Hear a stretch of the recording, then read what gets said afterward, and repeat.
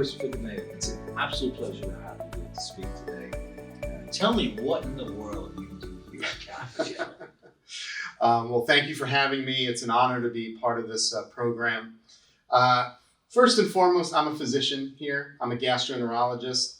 I treat patients with all kinds of gastrointestinal disorders, everything from the esophagus down through the stomach, intestines, pancreas, liver, bile ducts, and down through the colon and rectum. It's fun being a gastroenterologist because you get to see a variety of diseases. You're not just sticking with one organ like a cardiologist or a lung doctor.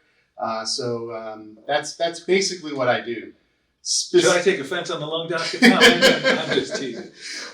My specific area of interest and focus in gastroenterology are sort of twofold. One, the types of diseases I focus on are related to pancreatic disorders and disorders of the bile duct, and then also cancers, mostly esophagus, stomach, pancreas, and colon cancer. And with that, the other area of focus related to those diseases is a field called interventional endoscopy or advanced endoscopy. So what this means is specialized procedures that allow us to literally get inside the bile duct or the pancreas, procedures where we can palliate obstructions due to cancer. Someone has a bowel obstruction, we can place a stent, similar to a cardiologist placing a small stent in the heart. Or a pulmonologist placing a stent. Or a pulmonologist placing a stent in the lungs. And then the other exciting aspect is the ability to actually treat tumors. So precancerous lesions or early cancers, we can now remove them endoscopically on an outpatient type procedure. So again, going with the variety theme, it's a variety of diseases, a variety of procedures and interventions we do. And a typical day, I may be seeing a patient for a problem in each different organ of the GI tract. Well, I have two reactions to that. Number one, it's so funny because I don't think of them as all different organs. I just think of them as non-lung organs. It's very funny. But you also hold a title here. So I have a few titles here. So I am the recently elected or recently appointed chair of the newly created Department of Gastroenterology for St. Francis Hospital. That's a big deal. We'll talk about that. Thank you. And I also am co-chair for the service line of Digestive Diseases, along with Dr. Gary Gesselter from surgery. And we oversee the development of gastroenterology and GI surgery for the entire Catholic health system. What does digestive disease look like here at Catholic Health? What should it look like? What does it look like at St. Francis? And what should it look like? And how do we expand that across the system? So, I was very fortunate to walk into a situation where gastroenterology and GI surgery were already premier services here offered. Very talented individuals, very talented physicians. What my goal is in coming here was to elevate things to the next level. So part of that is starting to offer new techniques and new endoscopic procedures that have not been done here previously, offering new technology that only the largest academic centers in the country offer, and bring those advances to the community, to bring those advances to our patients here on Long Island and the Catholic health system. Well, what brings an academic, super high-end super subspecialist to Catholic health?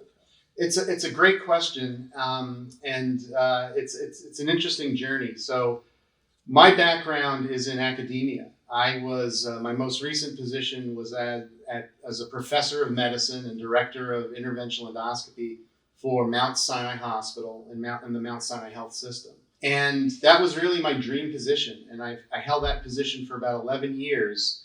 And then COVID hit. So that was one thing that kind of changed everything. COVID changed the dynamics of how our work looked, what my day-to-day looked like. And then on a personal level, my wife and I started a family, and we had children, and we moved out of the city into the suburbs. We're both Long Islanders. So between COVID, between the commuting back and forth, I just knew that I would not be able to sustain the juggling of all these things for a very long time. And then out of the blue, I get a call from both Dr. Gesselter and Dr. LaCour, president of St. Francis, with an opportunity that they would like to explore with me, which is to really try and bring gastroenterology to the forefront of the healthcare system and St. Francis Hospital. And I said, similar to what I think other people have said, I'm like, aren't you guys a heart center? Like, what am I going to do here? After several months and over a year, I think the opportunity that was being presented really matured and evolved into what it became, which is we're going to take GI and not make it a division of medicine, which it traditionally is. Absolutely. We're going to make it its own department. Does that exist anywhere else? It doesn't exist anywhere else. It's cutting edge. That was very exciting. And then also the opportunity to sort of help shape and mold things at a system level. And, at the end of the day, I said to myself, this is an amazing opportunity. It checks off a lot of the things I'm looking for in terms of leadership opportunity, growth opportunity. I love building programs, and that's where my skill set is, and recruiting high quality talent. And it's close to home. I don't have to do the commute anymore. Don't have to get on the LIE anymore. And I get to work with amazing people. And two of the main people that really sort of clinched it for me were Gary and Dr. Malhotra from cancer, because those are the groups of individual physicians I interact with daily, surgeons and oncologists. So I'm sort of the third piece of that triumvirate. So the fact that I'm working with the best of the best from a surgical standpoint, from an oncologic standpoint, all the resources are here to support them. And I knew I had a lot of faith in the leadership here that all the resources would be here to support me and the vision I'm trying to implement here. What do we need to become GI Center of Excellence? I hear you talk about that. What does that mean? What does that mean for Catholic Health? What does that mean for St. Francis? For me, a GI Center of Excellence means that clinic or that center or that institution is a destination for patients, meaning that they can present with any of a variety of complex GI disorders and get everything taken care of there, short of a liver transplant or something along those lines. So we're very close to getting there. We have wonderful general gastroenterologists here who can provide the bread and butter. Between myself and others, we have amazing interventional endoscopists. I don't want to say I'm amazing, but we have Pretty good. Between myself and other individuals, we have a very highly skilled interventional endoscopy team here that can literally tackle just about every problem that can be solved endoscopically. And we're in the process of recruiting other experts in other fields. So one field is that of GI motility disorders, problems with swallowing, problems with severe constipation and other motility problems of the GI tract. Experts in inflammatory bowel disease. Inflammatory bowel disease can be devastating. It's often many young people, and some of the treatments are no different than having chemotherapy. It's very complicated now. In the past, it was give them steroids and do surgery. Now it's much different. So those are just some examples of the other types of services we're looking to recruit here. And again, as people come and they grow, we will be able to offer not just the expertise, but the technology and the technical tools to perform all of the diagnostic and therapeutic requirements. That's great.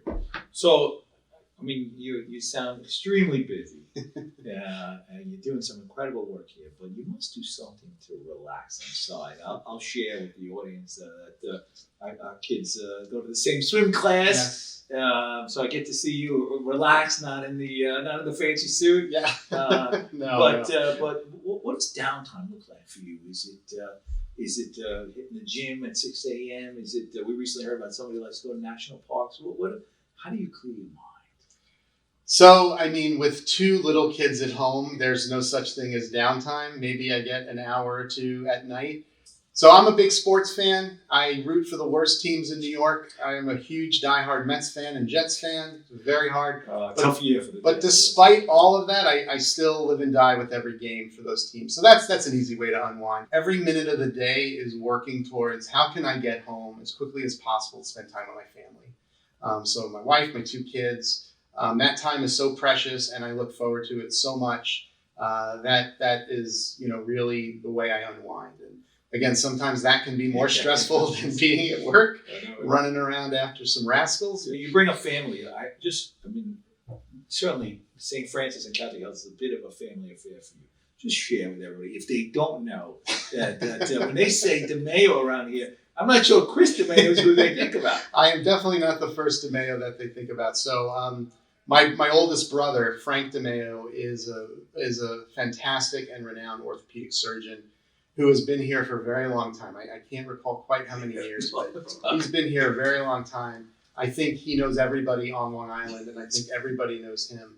It's been a pleasure. Thank you for taking the time out of your busy day to sit with us. I truly believe, you hear the passion coming through, you hear the drive. We are just hitting the beginning of what GI will look like here at Catholic Health.